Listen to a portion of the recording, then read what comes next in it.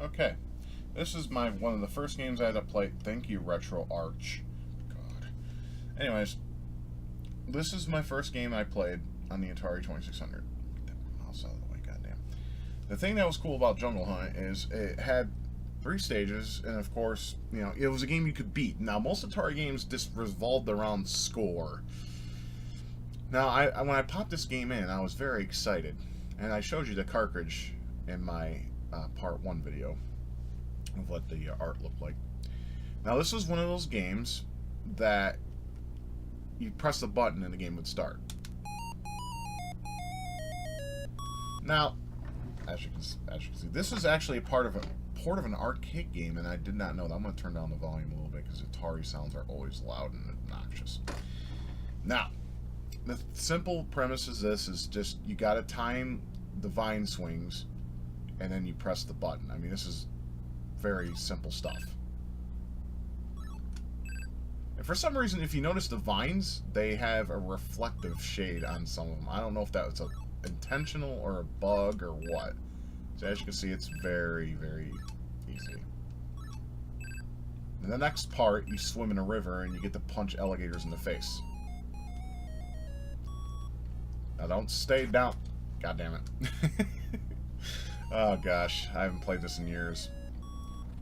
This is a game that actually focuses on some sort of realism. You punch alligators in the face and you dive. And if you dive too long, you drown. Goddamn mouse. I'm gonna have to fix that. I'm sorry.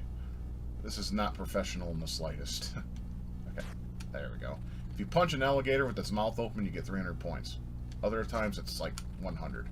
I believe there's a way to get 200 points too, but I don't think so.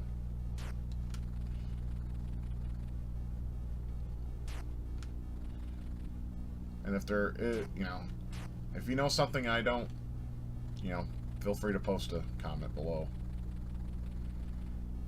Yeah, I thought this was neat. It felt like I was going on a little adventure, because this was before the NES, at least when I played it, before I played in NES for the first time. This one used to piss me off for that reason right there. I would always get stumbled by a fucking big rock. Now, in the other versions of this game, you actually go uphill and shit. God damn it. I want to at least beat this once. I mean, it's been years since I've played this, so I'm a little rusty. But yeah, we used to get a kick out of this game. We used to sit around, play it, and just laugh at getting each other killed by these motherfuckers. What I like to do is duck. Yeah, that was also a rarity in an Atari game, is ducking. Oh, you fucking whore. Alright, last chance. Can I at least get to the Tiki Men? There's 2 Tiki Men you have to jump over to save your woman. Ah, here's one of them. Now, this is tricky because the hitbox on your guy is very sensitive. You just gotta jump at the right moment and at the right time. And you get to hear this annoying tune. Now, back then, I used to thought this was a jam, Okay, here we go. Ah! Lost. Well, I guess the bitch don't get saved this time. But yeah, that's pretty much Jungle Hunt in a nutshell. I mean, it's very simple, but a really competent port on the Atari 2600 for as simple as its graphics are. It does the job, and let's move on to the next game. Here's another favorite of mine that I had as a kid. This is Berserk. It's a port of an arcade game once again. It is also responsible for a couple people's deaths.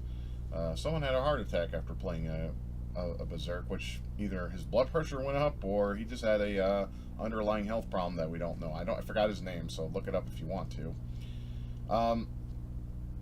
So we bought this at a yard sale. My brother and I. My brother and I would go to either flea markets or yard sales, and we would buy games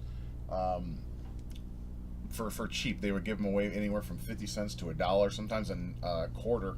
It would depend on the person, and of course, people that, I mean, back then people weren't really looking up how much things were really worth, like when it came to technology, because this was fairly new. So, these were very common cartridges to find, and they were easy to get. So we got this at a yard sale for about $1, And we like the cover art, and the cover art looks badass. It looks like some sort of 80s cartoon. But I still think the Atari 5200 version had the better cover art. But that's just my opinion.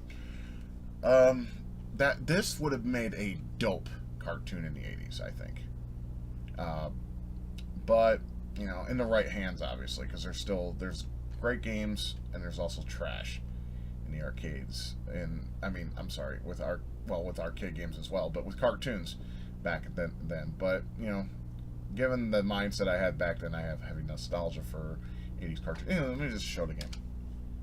You can play just by pressing the button. Now, your object here is to kill the robots. Sometimes they're dumb and they kill themselves, like these guys. Duh. What's this over here? Goodbye. And you basically have 8-way shooting, which was pretty neat with the joystick and everything. Now, I don't know if I have it on the difficulty where Evil Otto appears. He's basically a smiley face that chases you. And, which I thought was a very awesome design choice. Usually he comes out if you take too long. It may be on another mode. I'll probably go ahead and show that in just a second then, if that's the case. Yeah, because he's not going to show up. I used to piss my mom off, though. She'd come in and clean the bedroom. Because the Atari was set up in their bedroom, my parents. Right? Now, I used to do this to piss my mom off. And you'll get annoyed by this, I guarantee it. But I used to do this. Scott Bradley Zeddy, knock it off! I can still hear her voice resounding in my ear. She fucking hated it. I'm sorry about the cat in the background. They always want in here with me because they want to be around Daddy, obviously, because Daddy likes to pet things. Or pet them. I don't know why I said things. Panda, stop! Sorry. That's Panda, my oldest. I think he's still confused about his sister being no longer here, so he'll eventually go away, hopefully. Anyways, me and my brother used to play this game for hours. We wanted to beat this game. Of course, you get extra lives. And sometimes the fucking randomizer is a dick and puts you right next to these cocksuckers. God damn it. Yeah, you can't touch the walls. Like this. Look at this. It's like, thanks a lot, Atari. You guys are dope. Fucking put me right against damn motherfucking robot and I get killed. Piece of shit. That's a dick move, and I don't know why they do that. But you can't touch anything in this game. You get electrocuted. Because, you know, I guess that was the premise behind it. I love it when the robots kill him. Let me see if I can get this guy killed. No, he's just going to... oh, there. No, here he comes. Come here, I know you want it. There's a Scooby snack on the wall. Ah, fuck off. We would try for hours to try to beat this game, and we couldn't because there's no ending. It just keeps going on and on and on and on. But I heard that if you reach a certain score, the game ends. Like, it just freezes or... God damn it. And they get harder and harder, as you can see. That's what he said. Yeah, there's Scooby snacks, guys. There you go. Fantastic. Do the job for me. I appreciate that. But yeah, it's like in a big maze. As you can see, it's very simple gameplay. This is one of those games you'd love to play in the dark. Like, as a kid. I loved playing this game in the glow of my television. It just... something about it just screamed awesome.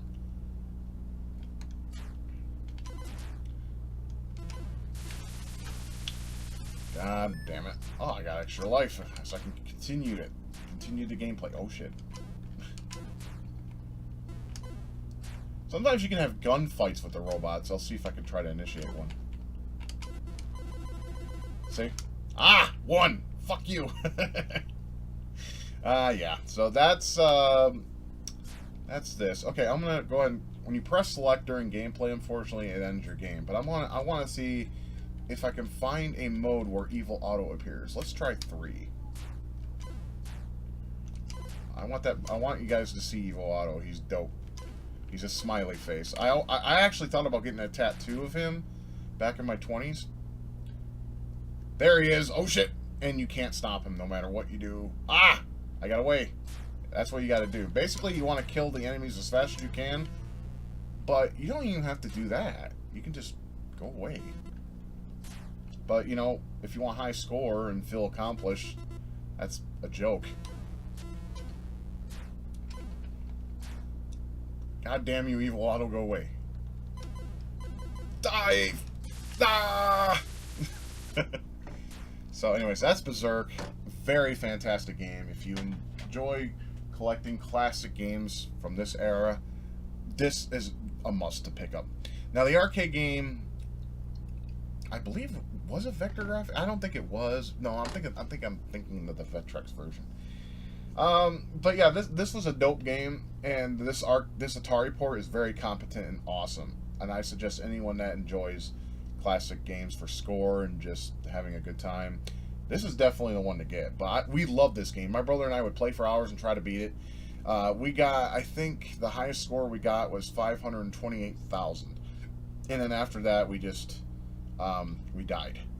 But yeah, we played for 4 hours, and unfortunately the game doesn't end. Most Atari games don't end, or they do when you reach a certain score, but not very often. But that is Berserk. Anyways, let's go to the next one. Okay. The reason why it's paused is because for some reason this ROM starts without me even pressing anything. This is Qbert. Qbert is a arcade game where the simple object is just to jump on isometric cubes and change them into certain colors. Now, it starts off really simple, and then later it gets hard where you have to change the colors on the cubes twice. And the goal of every stage is just to change the colors of the cubes, as I'm going to show you right now. This game controls really well for an Atari game, I have to say. And of course, Qbert still swears, even though it's always censored. And you see these little flashy things right here, these flash lines? That's just to get away from the snake.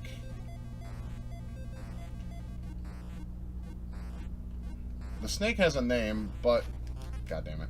No, his name ain't God damn it. I don't know his name, to be honest.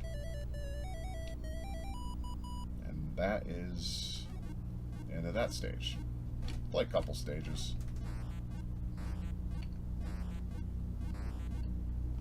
Come here, snake. I dare you. Okay, bye. Yes, and the snakes can commit suicide, which always makes me smile. You want to see that fucker die. Any enemy that you have, you just want them to fucking perish, because fuck them. They're trying to stop you in your conquest of jumping on blocks.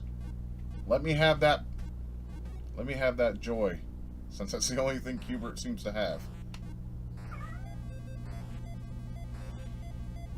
Unfortunately, certain enemies in the game, I think it's the one that looks like he has a flame on his head. They have names. I'm sorry, I'm ignorant in that regard. But they can change the colors back to their original state.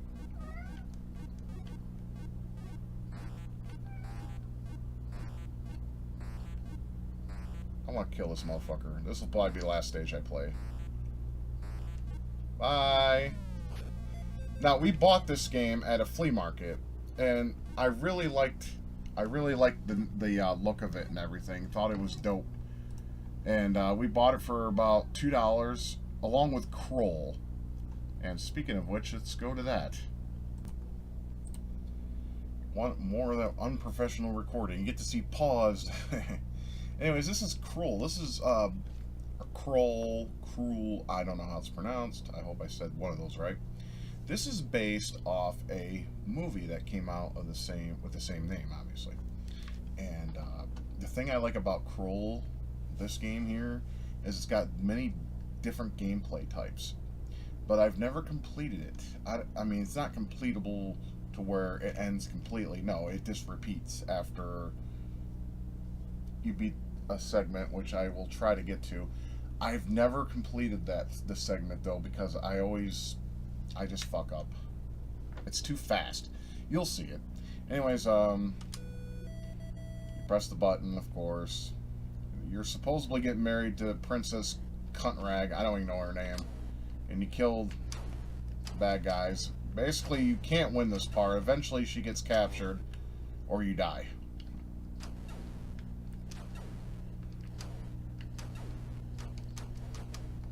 If you haven't seen Kroll, I suggest you watch it. It's a damn good film. It's a lot of fun to watch. God damn it, I hope I don't... Well, I'll just let her get captured, so you can, for the sake of the video. Okay, so, you ride along, and then you go to the spider. Now, this is important to the film, with the white spider. And basically, you gotta get to that door that's up here, and it tells you where the Dark Castle is. And because in the movie, the castle changes place every, I think it's every sunrise or sunset. Anyways, you may notice there's a hourglass in the top, because that tells you what time of day it is. Right now, it's nighttime. Basically, I stay here usually if it's nighttime and wait till morning, and you'll see the morning sun. Here it comes. And see how it changed? See how the blinking changed from up above to right there? That's where the Black Castle is. I think that's the name of it. Damn, it's been so long since I watched that fucking movie. I only watched it twice in my life. Anyways, this is irritating, as you can tell, sound and all. I always have a hard time getting the glaive. That's the weapon in that movie is called the glaive. Shit. Without the glaive, I can't do anything. But at least you'll be able to see what I'm talking about. Okay, so basically what you would do is you would play like a game of Breakout, and you would hit that area above where the princess is captured, her cage or imprisonment or whatever, while blocking fireballs. And if the glaive hits the oh boy there, it disappears. But then you can leave and basically repeat infinitum. Infinium, whatever. If you take too long, the spider will come after you. And you'll die, no, regardless of what. Okay, so there's where the castle is. Getting the glaive, I think you have to press down and the button at the same time, but I could be wrong. I never own the instruction booklet to most of these games. Okay, spider, you can fucking move, asshole. There we go, got it. So this time I can show you what I was talking about. I love that little scrolling color effect. I think it's neat. Yeah, we bought this at the flea market, the Van Dyke flea market, and it cost me $1, along with Qbert. I used to play this a lot because I always was wondering if a game adaptation of this existed, and it does.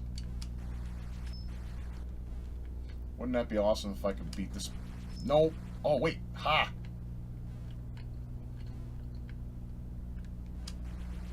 See? It touches him and it goes away. Game over. So, I was hoping maybe I could do it for this video, but obviously that was a lousy play. But once you get her, she comes down, because I've seen people do it. My brother was able to do it on his first try, because, well, he's gifted sometimes with video games when he decides to actually apply them. Now, he would play games once in a while with us, with me and him, we would be the ones that played. My sister didn't like the Atari. In fact, the only time she actually got interested in any video gaming at that point in time was with the Nintendo. And, so that was Kroll. I suggest you give it a play. Just give it a play. It's not for everybody, but it does have a plot, and it kind of follows loosely of the story, much more than most NES adaptations of movies, because it pretty much has all the things that makes the source material magical in game format. There's also an arcade game of this, which this is not based off of. The arcade game is dope too, but it's very hard to find.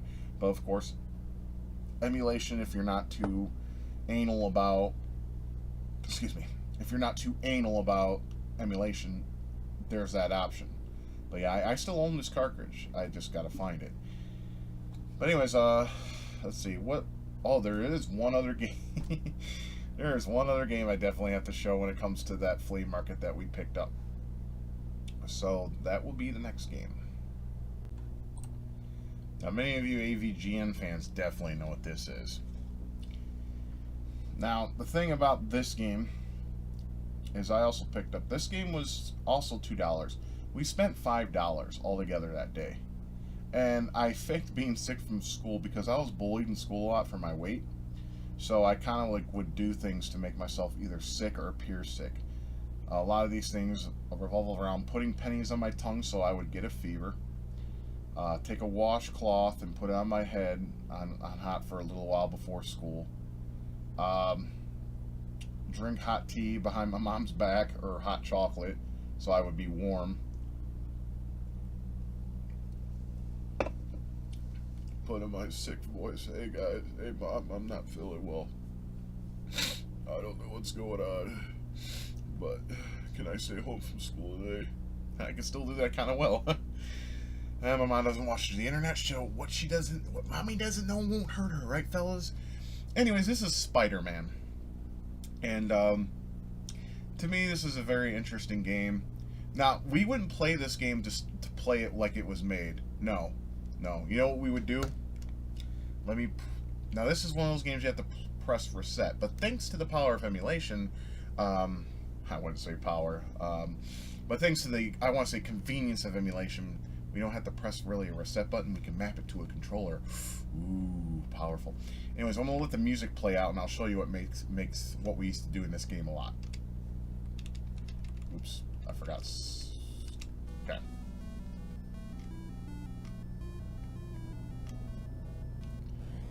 Okay, there's a timer on the right-hand side. If you don't make it into that, there's this little furry bomb. I think it's a bomb. If you don't make it to the bomb in time, you basically fall and die. But if you're like me and you like funny shit in video games and sounds and whatnot, fucking Jet. I'm sorry, and this microphone picks everything up. This is what we like to do. That sound still makes me laugh to this day. Just one more time. Anyways, let me go ahead and play the game. So this is basically what it entails. You go up, you can go left and right and swing. You know, it's a very crude version of Spider-Man, but it's very picky. But what I mean by picky is it's picky when it comes to how you have to get to where you need to be.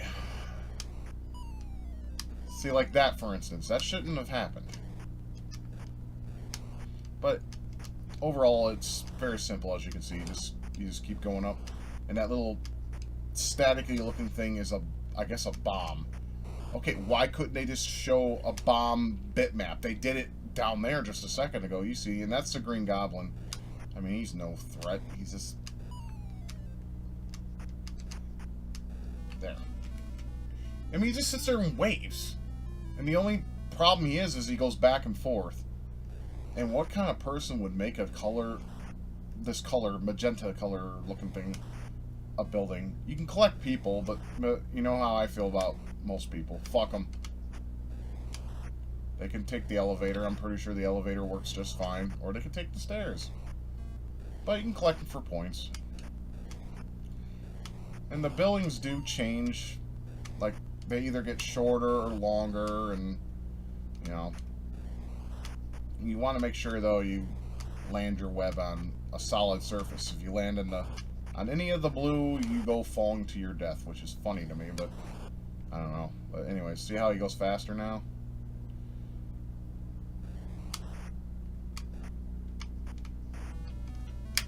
And that's pretty much Spider-Man. We used to play this game just not necessarily to play the game, but to kill ourselves, as I showed you. And see, he even appears earlier on the building. And if he touches you, you basically fall to your death unless you save yourself using your web. It's a very crude representation of Spider-Man, but it does the job. It really does. I mean, for the time, this is actually dope. I'm sorry, I'm kind of having fun right now. Still, to this very day, I still have fun with this game. Even playing it outright. Let me see if I can beat this stage, and then we'll move on. It's fun. In short bursts, you know.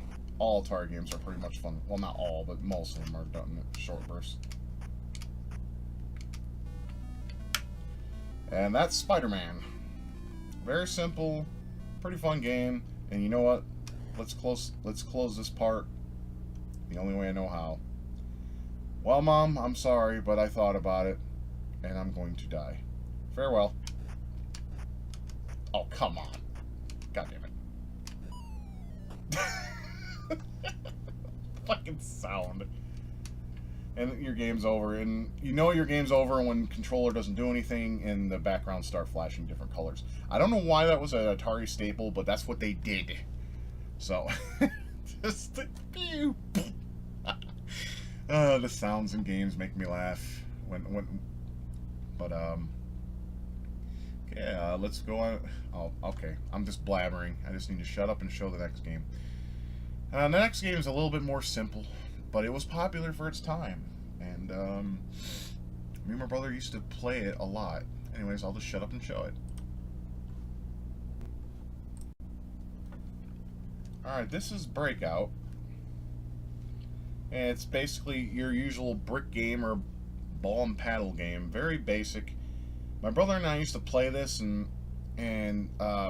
for at least 2 to 3 hours a day for a while when we first bought the game. We bought this at a some people may be familiar with the store line.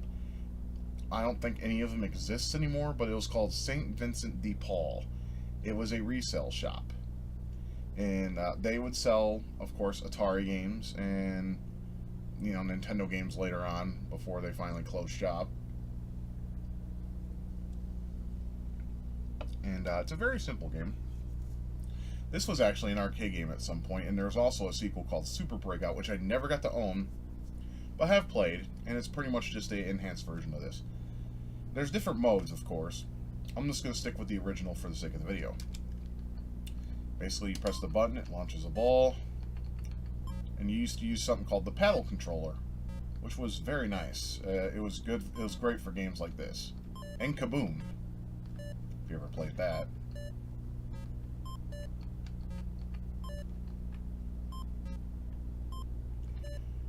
It's a, by today's standards, this is fucking boring. Okay, I'll even admit that this is too primitive for me.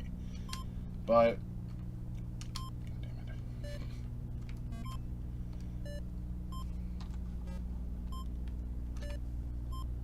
And the noise can drive. I mean, you could use this as a form of American torture, I think, with the sound effects. But this is very, this is very primitive. But for the time, I mean, it was fun. It was a fun time waster. You know, you just sit there and just hit blocks, or in this case, a square, because that's not a rounded shape. You can tell it's a fucking square, but it does the job. I mean, it's Breakout. Okay, it's a very simple game.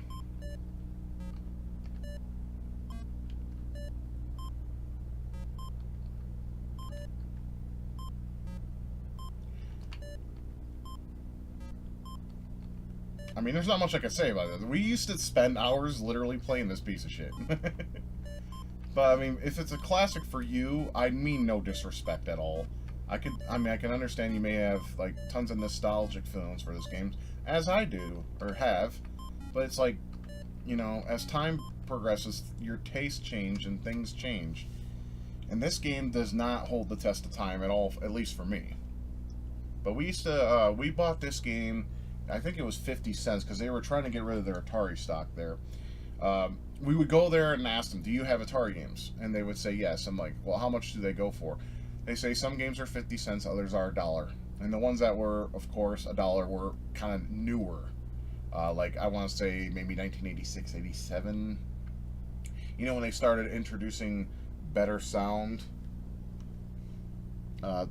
chips. Not sound chips, I'm sorry, graphic chips for the Atari. And, well, I mean, that's pretty much it with Breakout. I mean, if you have nostalgia feelings for the game, I'm like I said, no disrespect, but I can't play this game anymore. I mean, my brother doesn't watch YouTube, or at least he doesn't watch my videos, but if he was watching, I'd say, sorry, bro. We were dumb kids, and we had low expectations for a video game, I think. And this is as bare bones as I think you could get. But anyways, let let's pick out something that I've played in my youth that I guess isn't as bare bones. In fact, it was kind of iconic. And if you were paying attention earlier in this clip, you'll know what next game I'm talking about. The equivalency of Bejeweled in the 1980s. This is Activision's Kaboom. Activision was one of those companies back then that actually pushed the Atari to its limits with the graphics and sound capabilities of the system, even though it's very primitive, obviously, even by those standards. But they were the only company that actually put in forth effort, believe it or not, when they were making games for the Atari. I mean, if you played like Activision game packs, like emulation packs and such, you'll notice that every game was made with love and looked better than most of the Atari games that existed during the time frame. And I think most collectors will agree with me on that as well. Anyways, this is Kaboom, and we basically use the paddle controller. Now, my brother didn't play with me on this, but my sister actually liked this game, and so did my mom. They would get lost in it, and it's easy to get lost, and I'll show you the gameplay in just a second and to make you understand why, or you can see why. Hold on. Yeah, I'm a vapor. I need my nicotine. Okay. Basically, you start the game. That's a robber, obviously, and you gotta control these baskets to collect bombs. And if you have a paddle controller, this is an absolute blast. It controls really well with the type of controls that paddle's used. The nice rotary. I mean, it was just the perfect control for this type of game. Now, unfortunately, in the case of this video, I'm using the D-pad. I'm pretty sure you can change it to mouse, which would make it a little easier. But for the sake of the video, just to show and talk, I'm not going to mess with that. So let's just begin. And to begin, you press the button.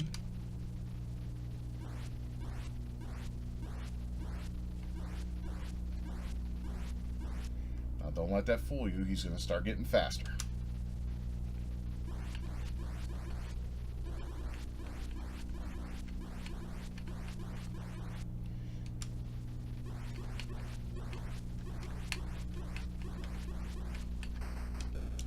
You lose a basket, and he still goes fast.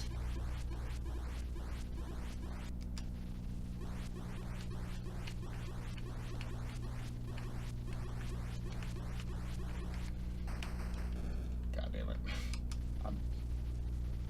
Of course. And notice the little pecker is smiling. I really wish I could jump in the screen and punch his fucking face in. Rip off the mask and make him eat it. Dickhead. But, yeah, let's play another one.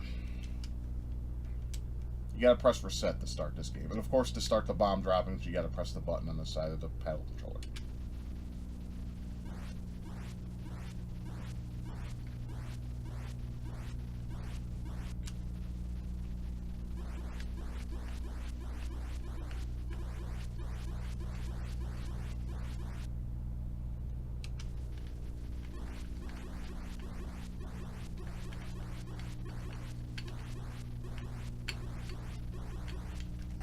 Fuck! I was doing good. Come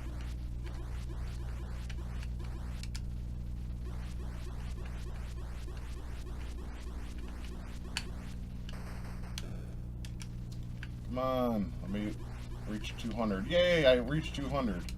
Woohoo! God damn it.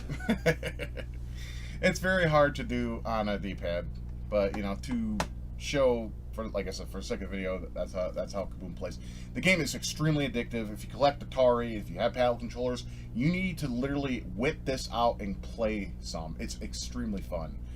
I mean, my sister really liked it. My mom liked it. They would take turns together because, you know, mother and daughter like to do shit together. And then, of course, I would sit there for at least an hour, maybe two, depending on how much Zen and like I said, you're in Zen. You play the game and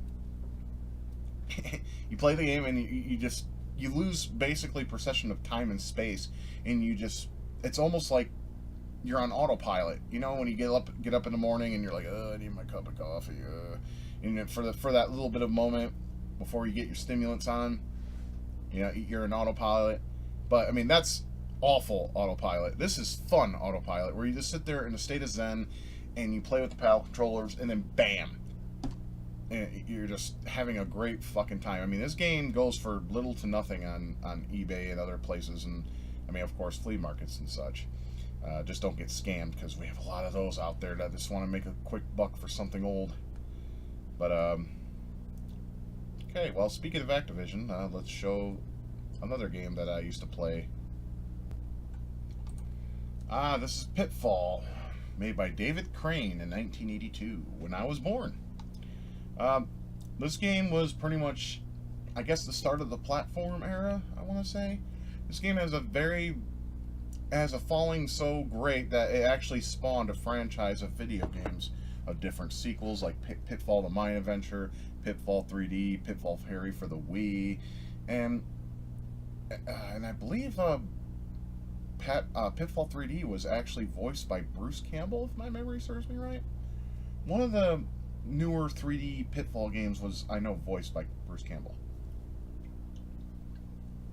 If you don't know who he is, he played in Army of Darkness and the Evil Dead films. And, of course, who can forget the whole groovy? That's one of his one-liners. And this is my boomstick! I can go on forever. Anyways, you start the game by pressing the joystick, and you have these really interesting sound effects. To me, they sound like farts. Oh. And, of course, the iconic... You're not George of the Jungle. You know what I used to do because I hated Pitfall, the Harry? Fuck off. No, sometimes I get mad at the game because I would just get pissed by dying, and I would just kill Pitfall Harry just out of spite. Now, everyone knows what this is. This is the alligator jump. If you stand on the very edge, you won't get eaten. And if you don't press the button right enough, you also fall in the fucking water. I mean, this game... God damn it. Okay, let's do it again. We can... And here's something else, too. I'm all over the place, sorry. But you can go backwards. Yeah. Basically, you play until time runs out and you pick up treasures and, you know, stay away from obstacles and, you know, it's score-based. You can also go below. I never went below, really, because there's those scorpions. Now, when I was a kid, I thought they were octopuses. Let me... Oh, shit, I pressed... Sorry, I pressed... Let me explain if I can. If you look at the scorpion, see the little clipper going off, the upper one? I thought that would be its mouth, and where its tail is looked like a circle with an eye on it, and then down there where its legs are looked like, well, tentacles. Can you see that? I mean, more like... Okay, think of Octoroks from Zelda. Prime example. That's what it looks like to me. So, not really an octopus, but an Octorok. God damn it. I mean, there's really no rules with this game. I mean, you just gotta jump shit and dodge stuff, and, you know, just a simple classic platformer. You collect treasures. Sometimes there's gold bars. You gotta jump over fires, and so you can go down if you want, but I never do because there's really nothing down there. And there's snakes, of course.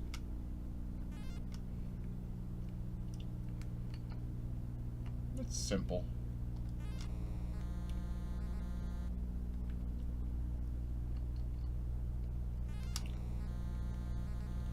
I would spend like hours trying to see if there was like an ending to this game as a kid. I would, you know, just keep going and going, but I would eventually just run out of time. Because all it is this, it's score-based, because that was the thing back then. But notice the animation. I mean, I know it looks primitive compared to, say, games like Prince of Persia that uses rotoscoping. But, you know, compared to other Atari games where you just skid across the way with no animation, this was actually, you know, ahead of its time, especially in 1982. And of course, it did spawn a sequel, Pitfall 2. Which had music and used different expansion chips in order to make that game possible in the Atari. See, like there's a bag of money, and you get, you know, points. Now, back in these days, they used to take screen pictures using their Polaroid cameras, or other cameras. They get the photos developed, and they would send them into... God damn it. They would send it into Activision, and they would get, like, game badges and recognition. And they would also, like, use, like, certain TV stations would actually sign on to actually announce people who've reached a new high score. You know, and that's why Activision games were, I think, were popular, not just because the quality of the games were better than the rest of them, but they made the fan base part of the whole experience. But yeah, I think I got enough footage for this game for you guys to understand what it is. It's basically just jumping, hitting the vine, getting bags of gold, and basically playing the whole 20 minutes and seeing if you get the high score. Oh, look, there's a ring. So that's Pitfall. I used to like this game. Nowadays, I prefer the sequels, but you know, if you want to, you know, show a, you know, like say you're a collector and you have children of your own, this is not a bad start for them. That way they get an understanding of how platforming works, and then you can, you know, move them up to Super Mario Brothers. But yeah, this is Pitfall. Pretty cool game. Do I recommend it? Yes and no. I mean, like I said, it's really primitive, but it has its fun perks in it, and you know, especially if you have children, you guys can pass a joystick back and forth and bullshit like I did with my father. So I'll leave that up to you. Oh boy, some of you probably saw this coming a mile away eventually. This was part of the stack of the games my father brought home when he brought the Atari 2600 home. That came with the system with where his guys bought us an Atari to play after our 5200 had that fucking fire. So this is PacMan. Now there's a lot of room.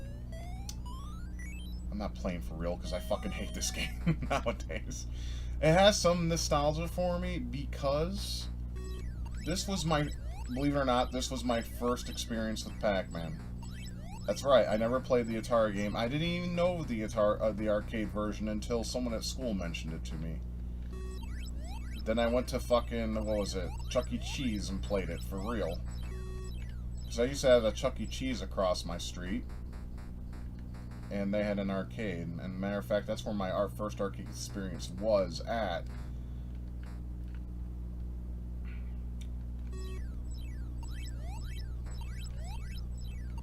I mean, I've heard a rumor that the person who compiled this game for the Atari hated Pac-Man, so he purposely made it shitty. And that may be true. But there's a lot of things wrong with this game. First of all, the flickering of the ghosts is ridiculous. I mean, that makes my eyes hurt. It always has, and I hated it for that reason. And Pac-Man looks nothing like Pac-Man. He just looks like a head moving around. And he has an eye. He didn't have an eye. Why do they think that was a good design choice? And that the sound effects are appalling. And I mean, I'd rather hear waka waka waka than dun dun dun dun dun. Alright, let's just at least beat this first stage. So, you can probably tell I don't recommend this game at all. And that square that you see right there, that's supposed to be fruit. Yeah, well done. Now, Pac-Man has some remade versions on the homebrew scene, because believe it or not, the system is still supported by fans, so only. And they've made different versions of Pac-Man using some of the expanded chips, and it's more closer to the arcade than this garbage is. This is just appalling. I don't know who thought it was a right idea to release this version of Pac-Man, but then again, it sold a lot. A lot of people were like happy they had at least a form of Pac-Man, I guess, to play. So that was probably its only driving selling point, but to me, this is no excuse. This is really no excuse whatsoever. Why am I still playing is beyond me. Maybe because it's nostalgia, maybe it's because I want you to see the game in its entirety. Now, when I first played it as a kid, though, like I said, I liked it. I mean, I didn't like the flickering ghost because it made my head hurt after a while. My eyes would get just boogly from it. And I thought it was a simple pick-up-and-play game, and it is. It's very playable. The controls are nice. You know, the sound effects and graphics are just awful. But I guess it does its job. I mean, it was the only port available to people that didn't own 8-bit computers and Apple IIs and all that. It gave them a version to play at home.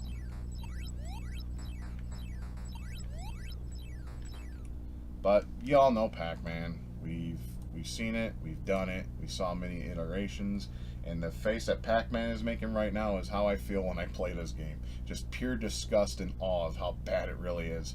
But some people have a lot of nostalgia feelings for this game and probably like this port. And I did as a kid, but not so much now. So do I recommend it? No. However, if you find it for like a penny or 10 cents, pick it up. That's it. Any more than that, no. You can go buy a gumball at a gumball machine and get more pleasure from that than you would this game. Okay. I guess let's go to the next one. Alright, some of you may already know what this is by looking at it. This is Donkey Kong Jr., made by Coleco, or ported to Coleco on the Atari. This was back when Nintendo wasn't all stranglehold on everything they fucking put out there for the gaming audiences and whatnot. Now, honestly, I think this is not a bad representation of Donkey Kong. The sound effects are awful, which you'll soon hear, and it also has a little bit of jingles, but the arrangement of the levels are long. I'm going to play one loop, or hopefully one loop, so you can get an idea of how this port works. It's okay. It's not, like, just terrible, but I used to play... This was another game in that pile that we got with our 2600. It was, this was probably my most played game out of that port, next to Missile Command. This, you have to press reset to start.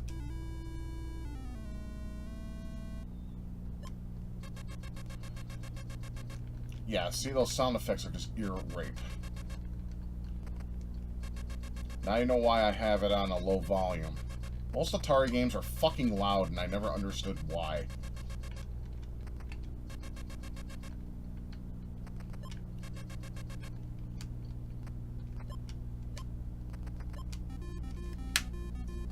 So as you can see, it plays just like the source material. But I don't understand how you go from an ape to a duck. Look at him. He looks like a fucking duck. Or a bird. Then he goes to an ape, duck, monkey. You know, you go from back forth to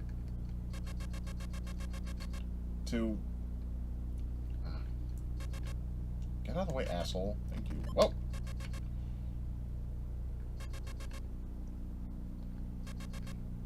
I'm actually trying to concentrate. I don't know why.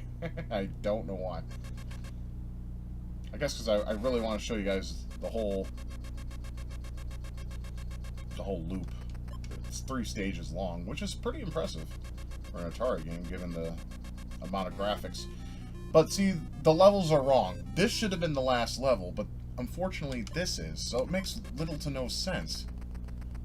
The last level with Donkey Kong Jr. before it loops is the keys. I used to have a hell of a problem with this part as a kid. And the reason being, because those fucking little chomp things are fast as hell. And that's pretty much Donkey Kong Country. Now, Junior. Now, I used to play this a lot. I used to have a lot of fun with it, and my brother used to play it too. And the reason why we liked it so much is because it was fun, and it had a little plot, and you had progression. It wasn't just one screen attacking stuff until infinitum. Or infinium. Whatever that word is. God damn, I can't think of my words today. Grr! It's annoying. But yeah, that is something we used to play. It came with a pile, and I was real excited when I popped this in and see how fun it was, and I had a good time with it. So I suggest this port? Well, that's debatable. If you have a Nintendo and you can find a copy of Donkey Kong Classics, which is Donkey Kong and Donkey Kong Jr. for the NES in one cartridge, you really don't need this. However, if you are just looking for a port on your Atari that's competent and pretty reliant, or I don't want to say reliant, it mimics the source material pretty damn well, I would suggest this port. Because it does what it's supposed to do. It's Donkey Kong, it plays it, it's just the levels are changed up a bit, but it's still Donkey Kong Jr., and, you know, you can just play and you know, max out your score, you know, show your friends, hey, I got this in Donkey Kong Jr.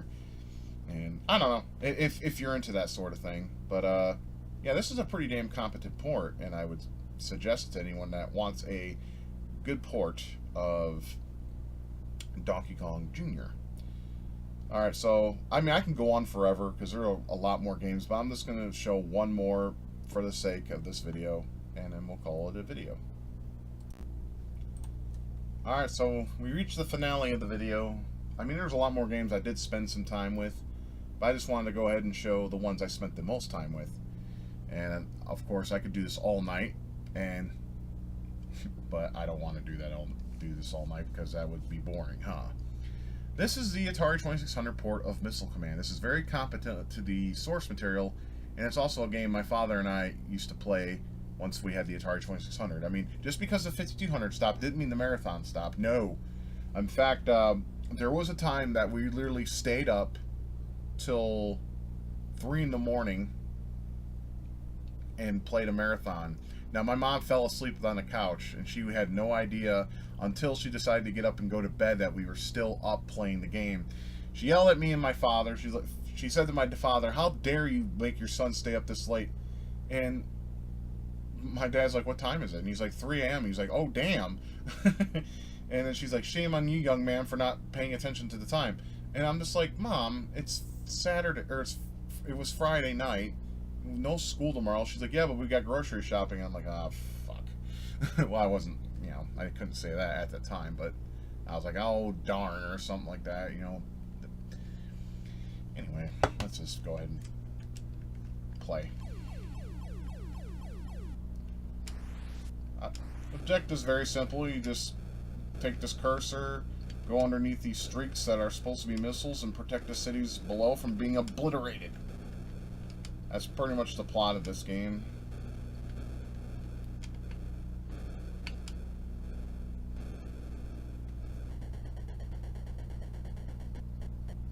And every city you save, you get a bonus.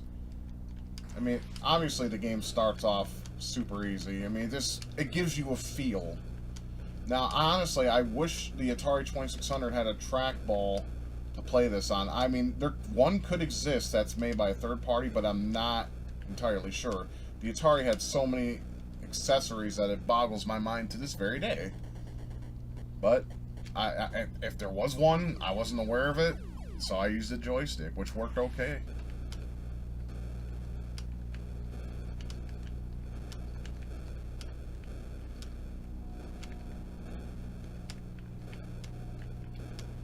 See, me and my father would just pass the joystick back and forth between levels, and we would just see how far we can get, and also how much score we can accumulate. I don't remember our high score, though, because at 3 a.m. I was tired and wasn't aware.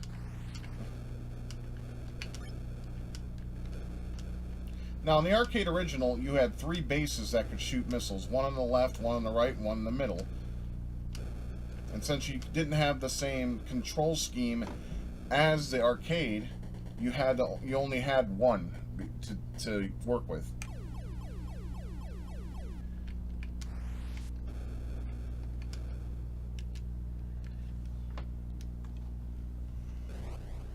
So that's about it. But yeah, I love this game. So did I mean, I adored this game. I loved it, and my father loved it too. We used to play it a lot. As you can see, it's very simplistic and very, yeah, it's very simplistic, and but it's very fun. Do I suggest this port of the game? Absolutely. This game is fan-fucking-tastic. It's a lot of fun to play, especially if you have people around that are willing to play with you, and it's pretty awesome. But yeah, so I'm going to make a conclusion for this video, and we'll go from there, or I'll basically tell you what I think of the system and my conclusion, and we will go from there, I guess. So that is the Atari 2600. Games I've played, little snippets. I know there weren't all my snippets of the games weren't in depth or anything, because there's really not much to it. I mean, you buy the game, you come home and play it, but those games mean a lot to me, and I still play them from time to time, even to this day. I love the Atari 2600.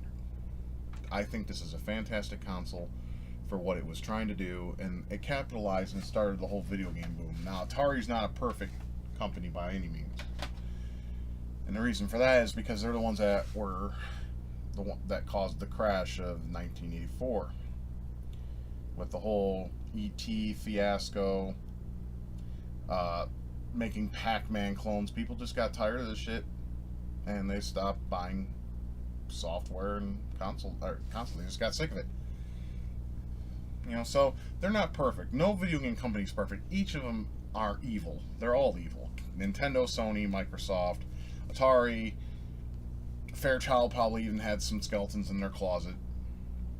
No game company is perfect, and they never will be. I mean, we have to just accept them for their faults, and we choose. I mean, like I said, the almighty wallet is what we use to support the companies in which we buy from. But the Atari, to me, it shaped my life. It shaped me as a gamer.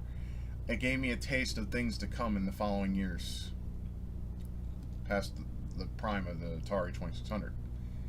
It is one of the longest lasting consoles, if not the longest lasting period. It's still being supported. There's a place called Atari H. I'm pretty sure many of you are familiar with it.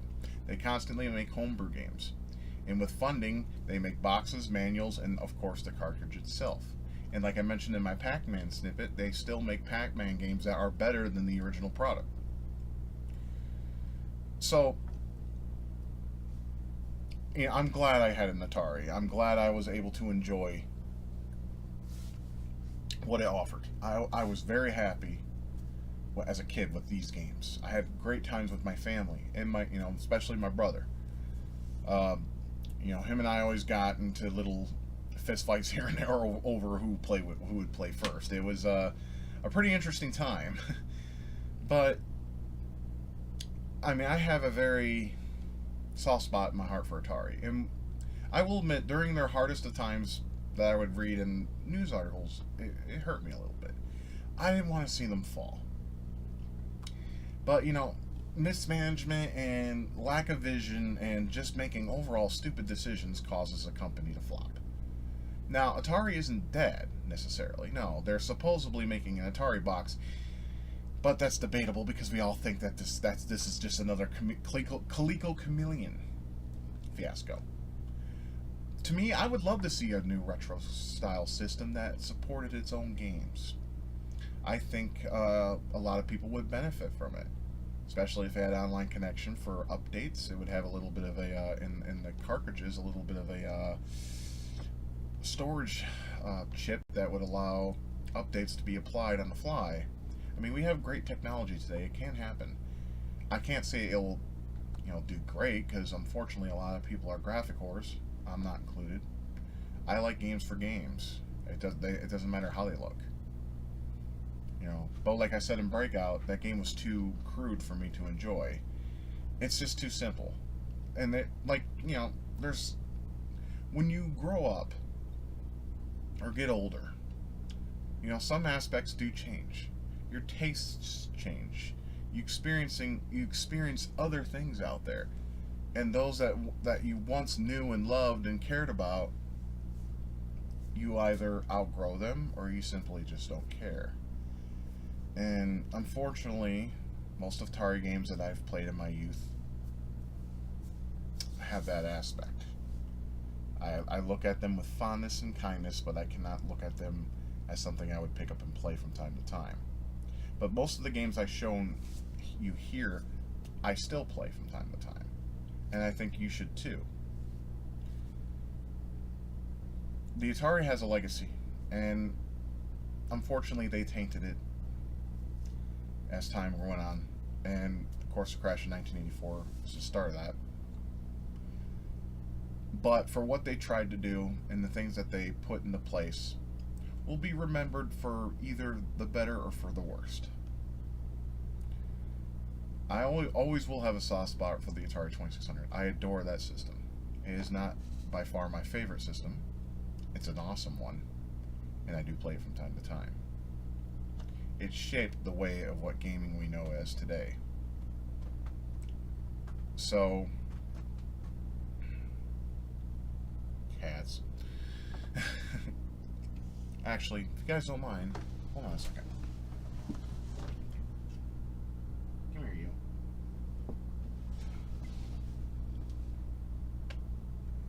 This is Zorro. One of our cats we found out in the park was not fixed, and we adopted her. We got to get her fixed. Unfortunately, she somehow got outside and got herself knocked up in heat. So we had 4 kittens. And this one's Zorro. We have homes for them, so they will be finding homes. But since everyone likes kittens and puppies, I figure why not end the video with some cuteness. Anyways, I really. Okay.